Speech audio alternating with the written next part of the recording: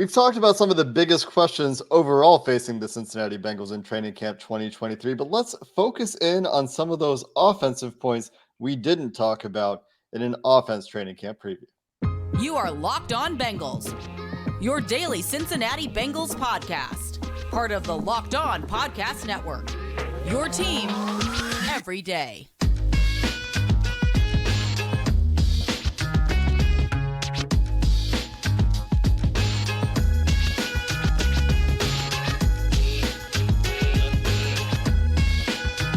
What up, Bengals fans, and welcome to another episode of the Locked On Bengals podcast. I'm your host, Jake Lisco. He's your host, James Rapine. We're part of the Locked On Podcast Network, and you can subscribe to this show on YouTube or anywhere you get your podcasts, and that'll make it really easy for you to join that first listen club, making us your first listen every day, or the Everydayer Club.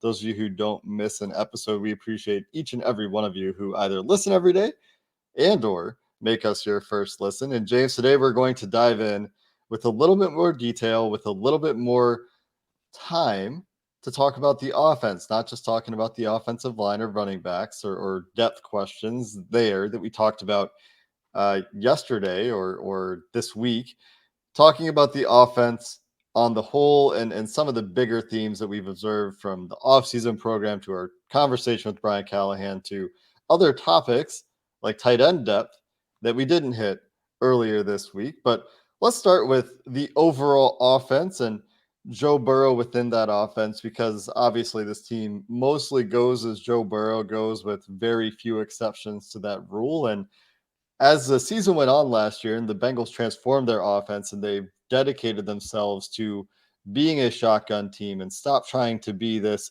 under center and shotgun team where they were kind of living in two worlds, Joe Burrow got better and better as the season went on, to the point where his efficiency numbers and his PFF grades, or whatever metric you want to use, were right there at the top of the NFL, either better than or tied with essentially Patrick Mahomes, once they kind of figured out what they wanted to do with their offense. And then now you have an off season to marry the run game in the shotgun up to the pass game in the shotgun and make that more cohesive.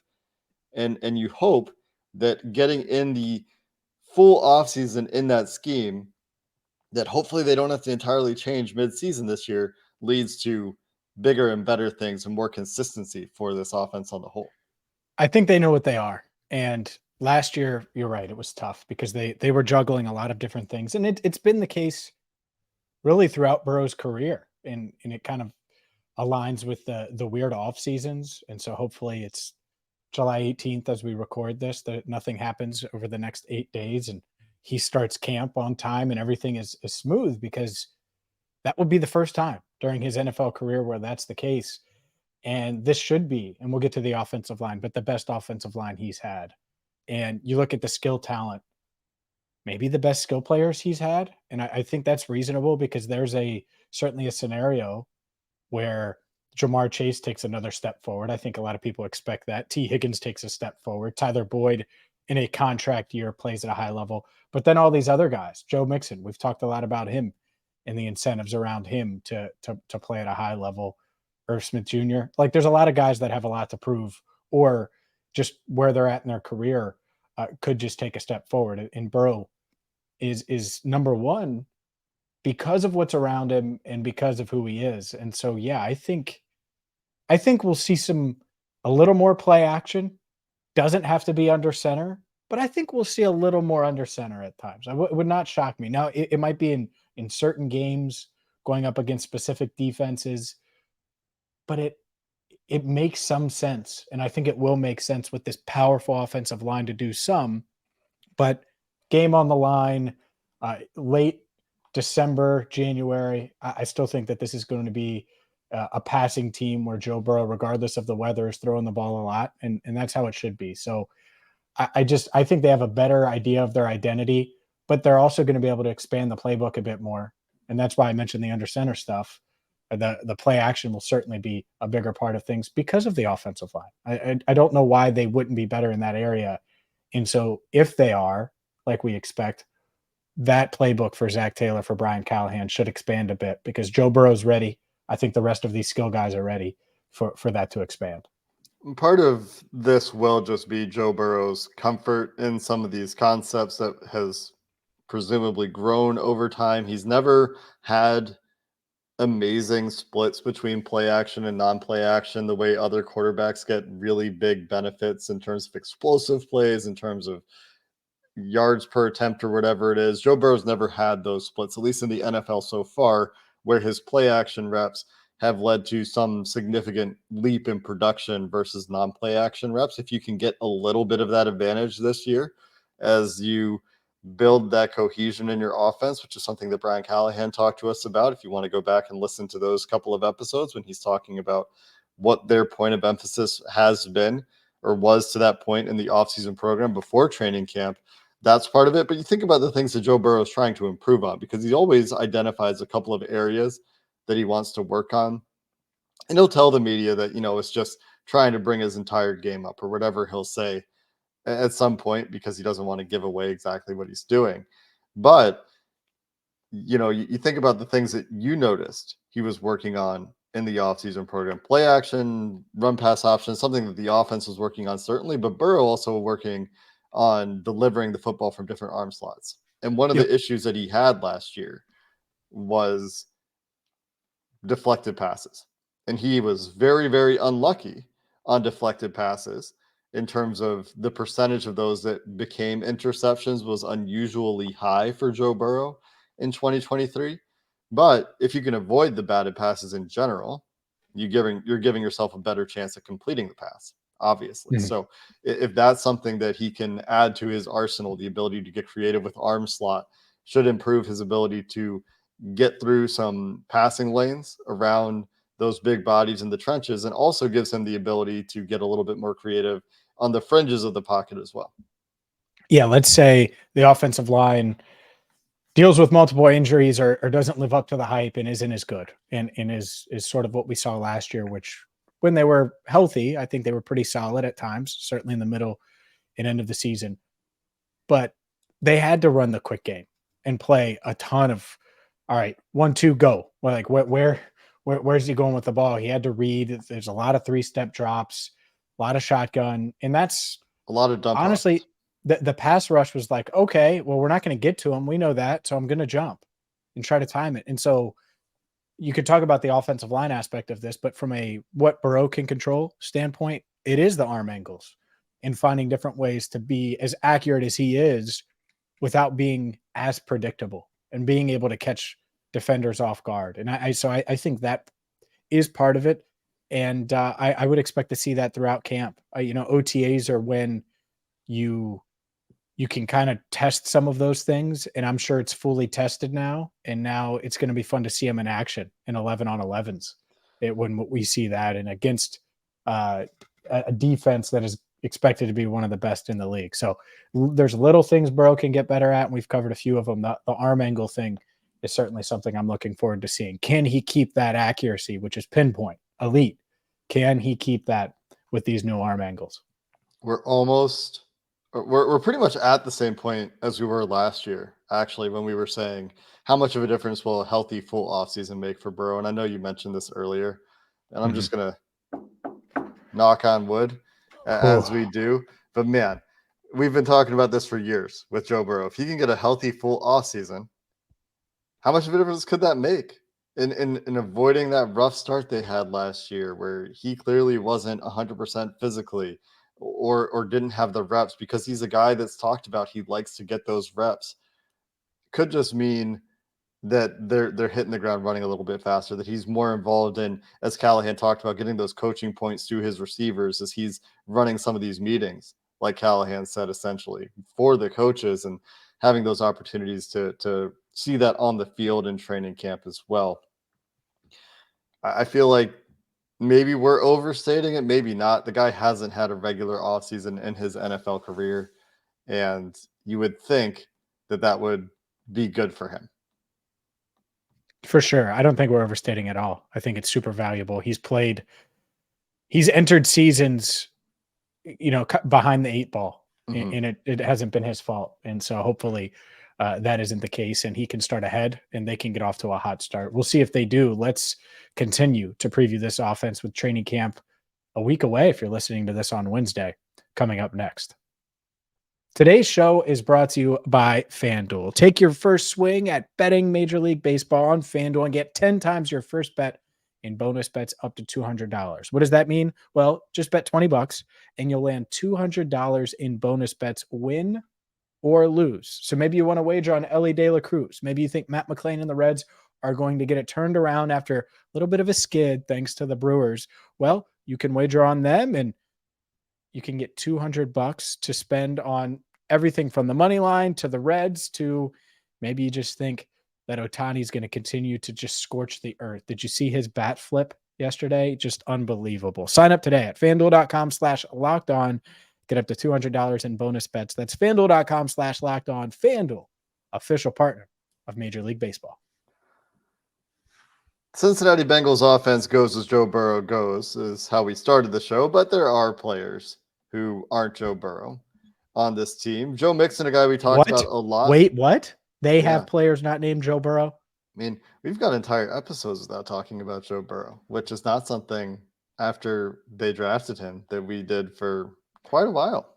It took us a while to have segments not dedicated to Joe Burrow, but Joe Mixon, a guy we talked a lot about. Not going to talk a ton about him today. If you're interested in hearing about the contract that he reworked or where the running back room is going to line up, you can go check out the last couple of episodes. I do want to just quickly mention that full details on the new Joe Mixon contract are available over on Over the Cap. He reduced his salary. Essentially, they moved that money to a roster bonus. So they did, quote unquote, restructure some of that money. It's no longer base salary. It's now roster bonus, but they didn't change any of the prorated portions. So what that means is, as we discussed, his cap hit, if they were to move on from him next year, which, as we discussed, I think he dramatically increased his chances of being on the team in 2024 by agreeing to this renegotiated contract. The dead cap hit is the same in 2024. So those are all the details. He did get some guarantees out of it, and that is the other small update here. He did get $4.128 million guaranteed as part of agreeing to this renegotiated contract, according to Over the Cap. So that is a note that Mixon did get that concession out of the deal as well. So they did restructure for the first, first time in franchise history. I would still say no, because to me, that tool is specifically changing the prorated structure of the contract to free up cap space in the short term at the expense of cap space in the future. There is no expense to cap space in the future for the Bengals in this case. Because if they did that, we would have ripped them sideways. Anyways, right. To your point, that would have been an awful move. So the point is, you wanted to keep everybody updated on the details. Let's talk. And we did spend a lot of time and money, because time is money, on running back yesterday. So check that out. But let's go to my favorite position, the most important position in all of sports, punter. And sorry, Joe Burrow, I'm not talking about you. Wide receiver. By the way, hopefully everyone checked out that Make-A-Wish feature on SportsCenter. Jamar Chase, it was awesome. So hopefully you check that out. But this wide receiver room is loaded. It's been loaded, but I don't think it's as top heavy as it's been in the past. Obviously, it's still top heavy, and it's going to be anytime you have Jamar Chase, T. Higgins, and Tyler Boyd. But I think there's a lot of talent in the back end now after you add Charlie Jones and Andre Yosevach. You agree? You concerned? What are your thoughts about the back end of that room? I think you go look at the Madden ratings, and you're like, Charlie Jones is a 50. I know. I would be a 50. I would be a 50. Why are the Bengals drafting a 50 in the 4th round? Come on, Bengals. What are you doing? We should have Duke Tobin on and just do that. I want to see Charlie Jones. You know how they do the rookie reactions to Madden ratings. Right. I want to see Charlie Jones indignant reaction. That's I'll ask him next week. I think it's more likely that he has 50 catches than is actually plays like a 50 this year. And I'm not saying either is likely, but a 50. A 50 isn't even a practice squad player. That's a you're going to the CFL. You're not making it in this league player. Yeah, I agree. Yeah, like Kwame Lassiter who wasn't on the roster last year, was on the practice squad. He should be in the 60s minimum. He's a minimum. 68, I think. Is he? See, that sounds right. Charlie Jones. See, that's all right. Chuck Sizzle's about to prove EA wrong, huh? He's a 63, and Josevich is a 53. Anyway, Madden ratings aside, I think that these two guys should improve your depth at wide receiver. Josevich and Jones, I think, are equally important if Josevich is as advanced as coaches tell us he is. If he's not and he just needs a year, then fine.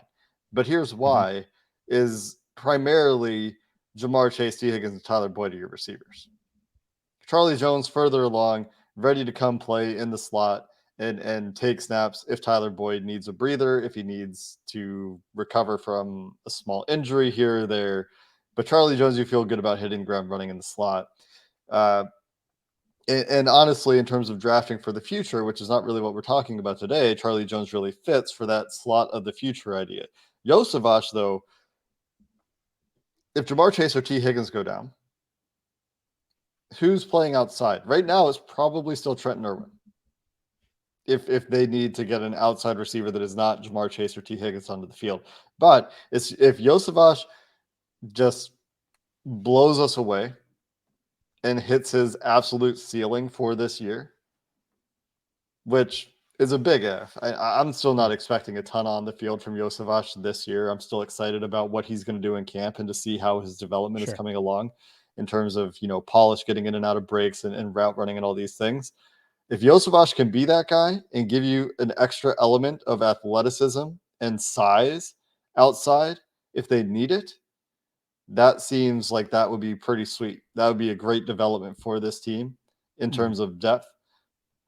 And I think that that's like kind of a long shot. And he's still battling for a roster spot, right? Like Stanley Morgan Jr., Trent Taylor, Kwame Lassiter, they've been around. Trent Norman, they've been around. They're all fighting for a roster spot as well. And how many receivers they keep is one of the more interesting questions when we get closer to cutdown day. But there's a sneaky chance that, like, if Josevich can figure it out very quickly, faster than expected, and be the next, late round receiver the Bengals hit on, a la Marvin Jones, but faster, he could have a chance of being just as important, if not more, than Charlie Jones.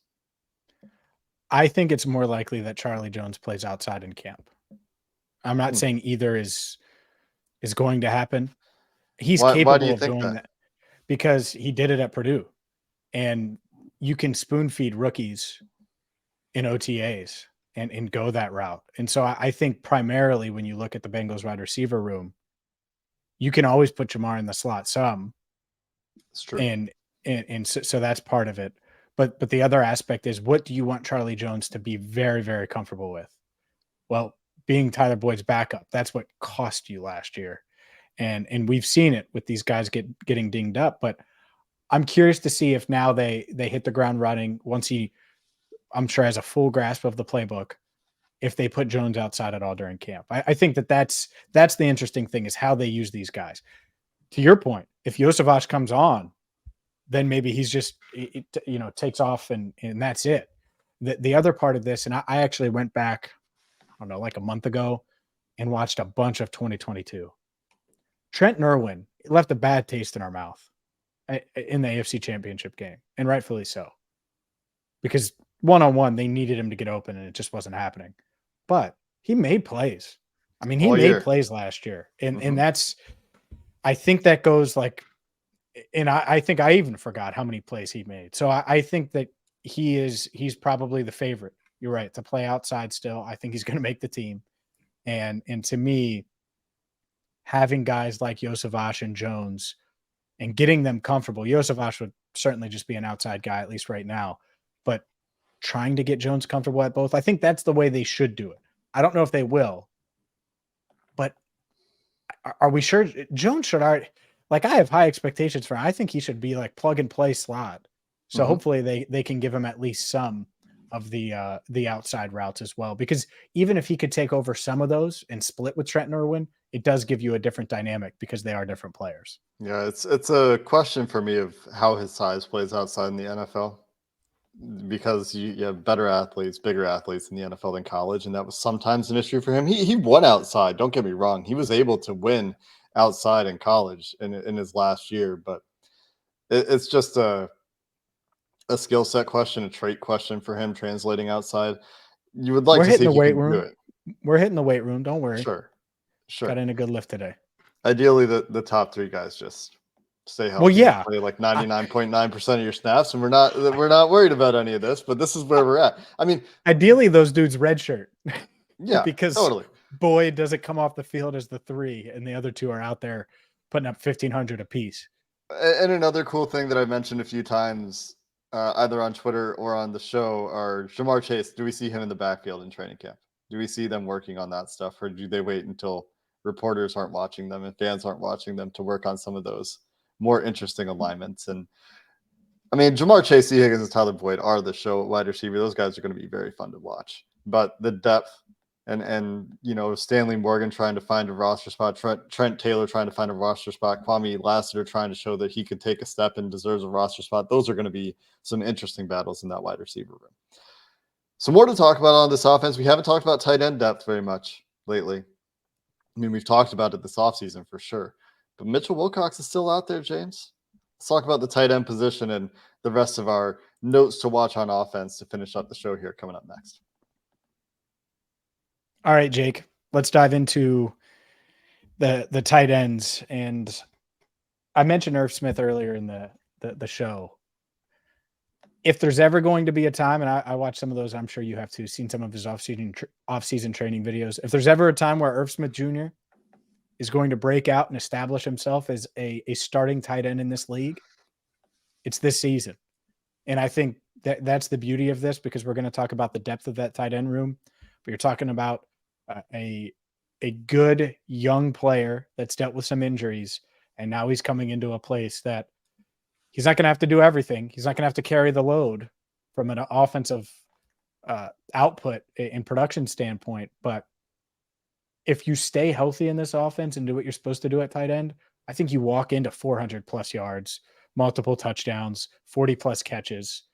And that's just kind of what it is. So I think Irv Smith Jr. probably going to have a career year. Yeah, the potential is certainly there, right? Big question is health.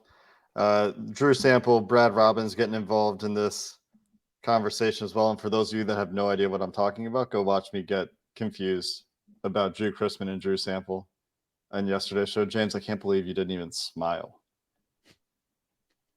Anyway, Irv Smith, if he's healthy in this offense. Who's a better punter, Irv Smith Jr. or Drew Sample? That's a great question. I'd love to see them go at it. I don't think either of those guys punt. Ja'Marr Chase has punted in practices for fun. So Joe Burrow has too. Yeah. Back to the point at hand. Tight end is still not a featured part of this offense. It'll be interesting to see where Irv Smith falls in the spectrum of recent Bengals tight ends. CJ Uzomah getting a little bit more production than Hayden Hurst. Hayden Hurst was injured last year. They use these guys very differently. Hayden Hurst more of a check down underneath type. They use Uzomah a little bit more down the field. Part of that could have also been the way defenses were playing them when Uzomah was still around versus the way they're playing them last year. A lot more focus on taking away the deeper part of the field last year against the Cincinnati Bengals, but that was mostly on the outside. So if Irv Smith can open up the middle of the field for Joe Burrow and the Cincinnati Bengals offense, that would be, or help to do it, because it's not like it's only him. They're hitting the dig. They're hitting Tyler Boyd in the middle of the field too. But if he's more than just a check down, which is kind of where they got with the tight end position last year, you don't need a very special tight end to just be a check down guy. You need somebody who's reliable in that role. Then that'll be an interesting wrinkle for the offense. And like, what was it, Paul Dehner Jr. said, are you willing to take $3 million this year to make $8 million for the next few years? Well, this is Irv Smith's opportunity to lock in that $8 million for a few years if he can stay healthy, because he will produce with Joe Burrow in this offense. And you do wonder, could he be even better than what they had in Uzomah and Hurst? I wonder. I don't know. But I think that there's a level that even in this offense where tight end is at best the fourth receiving option, there's a next level, and maybe it's just the offense hitting another gear, and maybe he's picking the right year to do it. But they certainly need to stay healthy at tight end. I think that's the thing is depth. there. Devin Asiasi is your third guy. After that, do they bring back Mitch Wilcox, like you mentioned? I think that's a very realistic possibility. And something we'll monitor is if they address that between now and camp or in the middle of camp at some point. But honestly, I think that the top two guys, and obviously one is the exact same in Drew Sample, but let's go top three. I feel pretty good about the top three compared to last year. I think it's very comparable. And they brought Asiasi in afterwards, after some guys got nicked up at cutdown day. But overall, I think they're okay at tight end. I would love for them to add a body, though, if they have any questions about those top three. Mercedes Lewis still out there. My guy that I've been talking Dream about. on. He's older than if you're older than Zach Taylor, you can't be on the team. And he's not older than Zach Taylor, but it's close enough. He might be older than Callahan. It's close. Might be. I think Callahan. I looked this up. I think Callahan's a little because Mercedes Lewis is 38, right? I'm pretty 39. sure Callahan's just turned 39. Okay, so they're close. They're both 39. All right, well, there you go. Turned 39 in May. Yeah. Mercedes Lewis. Someone signed him. He's still good. He's still good. I would do it. They might not. I would. Does he want to play for league minimum either? I don't know. He doesn't have a ring, so yeah. It's not like he's made like massive contracts in his career. He's been around for a long time though. Yep. He's had his chance to earn a lot of money in his career. I mean, that's a long NFL career. 39, still playing at a high level. Mercedes Lewis, go sign the deal. Don't think it's going to happen. The other thing we're obviously watching, in addition to tight end depth, which is a question. I mean, out of all the positions on this team, that is the one you're looking at where you're like, man, where is the – you feel great about depth at wide receiver. You feel pretty good about depth at running back, even though they need to figure out who's going to be doing the pass protection. You even feel better about depth at quarterback. I mean, Joe Burrow is the team, but Trevor Siemian is an improvement, in my opinion, at backup quarterback. But it's just you look beyond Irv Smith and you're left wanting more, I think, at tight end. Offensive line, we talked a lot about the tackles yesterday, but continuity for Ted Karras, he should be just as good as he was last year. Alex Kappa, getting him back from the injury he dealt with late last year. You have a really solid interior pair there. Jonah Williams, acclimation to the right side. We talked a lot about that yesterday. Orlando Brown settling in on the left side. And then the big X factor on the offensive line that we alluded to yesterday, or when we talked about the big questions, James, was Cordell Volson and how big of a step he can take. And he's getting a lot of positive compliments from guys like Orlando Brown and Ted Karras in terms of his progression year over year. The eye test is certainly interesting there year over year for Cordell Volson as well. And I do think that's an X factor, right? If he can play 10, 15% better, reprise some of his better games over the course of a season, be a little bit more consistent and play faster, which is what Callahan talked about as far as Volson's development, understanding what he's doing a little bit better in the speed of the game, then you're that much better in terms of weak link and reducing those weak links on the offensive line.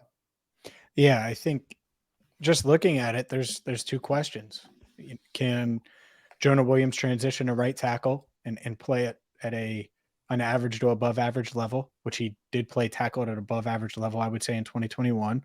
And maybe he reaches another level because he's 25 years old and this is about the time. Same thing with Cordell Volson. He was an older prospect coming in.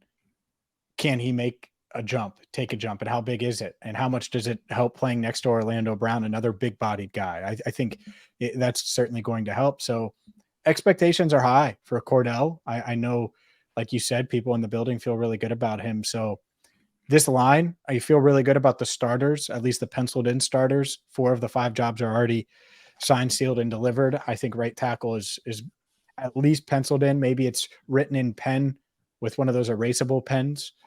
But after that, which don't always erase fully, by the way, what a joke that was as a kid, thinking that I could actually erase them all the way. You always could tell that there was pen.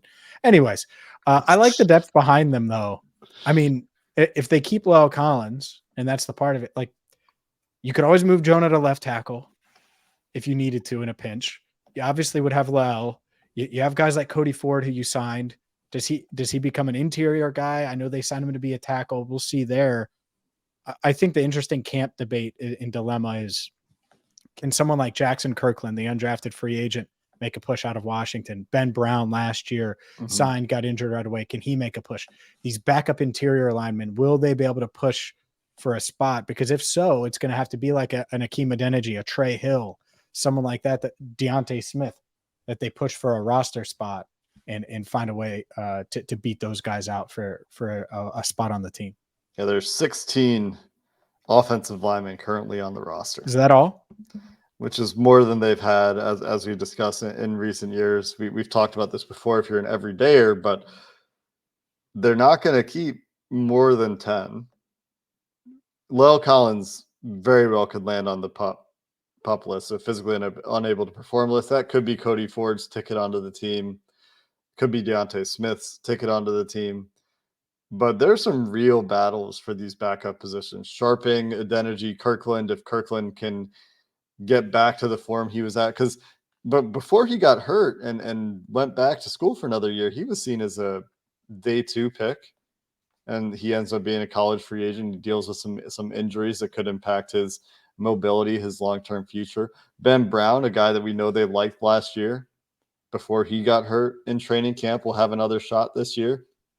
So for some of these guys that have been around, Trey Hill, Hakeem Adeniji, Deontay Smith, they have a little bit more competition this year in the depth positions of that room. And you know that's something that the Bengals are scrutinizing, because for 2 years in a row, the depth and quality of offensive line play once they got deep into playoff football cost them one way or another.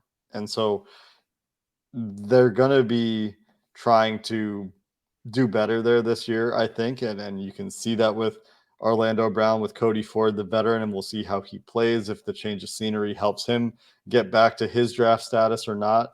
And if they keep Collins, that tells you really how much they're emphasizing depth, because for a very long time, it looked like, how do you make that work from a money perspective? And instead it is, they told us they were going to give him every chance to be healthy, and they still are. And we'll see how long those chances, I guess, last, if that lasts through the pup list and into the regular season, if they want to continue to carry that contract and have him as a potential big depth piece coming back potentially early in the season as well. I think they will, because they freed up money now with the Mixon deal, and barring something really unforeseen, they can afford that luxury. And so maybe it gets tighter and they have to make a decision down the line. Maybe they have questions about his health down the line. But as of now, if I had to wager, I'd say that La'el will be on the roster and maybe start this year on pup, like you said. And I hope that does happen, unless he's healthy enough to push to play right away. Right. But I hope that does happen, because having La'el Collins as an insurance policy is one hell of an insurance policy that every team in the NFL would probably want in that tackle room. Yeah, if he gets healthier, and you assume that last year's immobility at times and stiffness and the lunging and the diving were just a result of injury more than just age-related decline, which certainly some of it at least was related to some of the injuries he was dealing with throughout the season, that would be a huge backup plan, literally and figuratively, to have some point in the season. I have one other point and it's gone, so that's going to do it. That's it. That's the offense, James. That's the end of this episode of the Locked On Bengals podcast. We've still got specialists to talk about. Try to find a punter expert to do a whole episode on Brad Robbins. Probably not, but specialists will come up. We'll also talk about the defense in more detail as well. And those extensions, that was the point. Those extensions are going to be interesting for LC's future and how they dig into this year's cap. And we'll have to wait and see how those contracts are structured. But that's going to do it, like I said, for this episode of the Locked On Bengals podcast. Defense coming your way later this week as we wrap up with some training camp previews. And rookies are a couple days away at this point. Veterans a week away from reporting as we record this. We're almost there, James. That's going to do it for this episode of the Locked On Bengals podcast. Thanks for listening. Until next time, Hoo Day, and have a good one.